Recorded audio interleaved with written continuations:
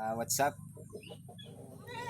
So katong nakita nyo nga video nga langka guys, nga atong nagliki ng langka na wa pa nahinog. Basta karo wa pa nahinog ay sa sobra ka busok niya. Taas na kayong liki niya. Dagko ra ba kay glusok nga langka. Yan gikan sa ibabaw nga liki niya na paubos na. Yan, sayang kayo kay ginakuha na og mga mananap. So dali guys, ubanin ko ninyo kay atong paon niya kay perong tago na to sa sulod po sa sako. Dito na nato sa sako pahinugon.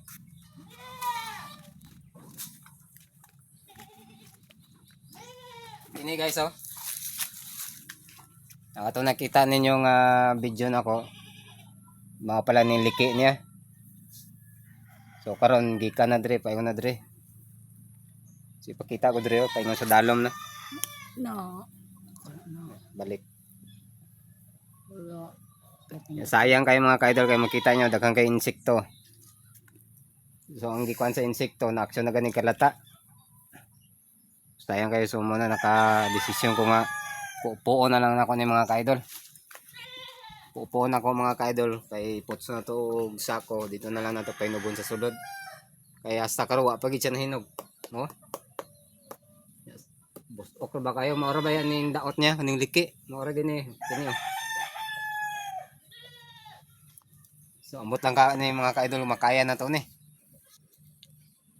Dako ra ba kayo na?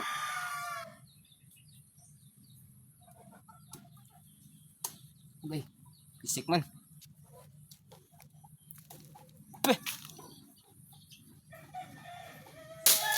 So, bago na lang nato ni mga kaidol.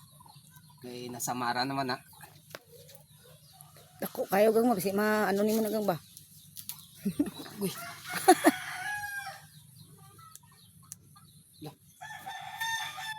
Kasi madala ang isa. Dai lang.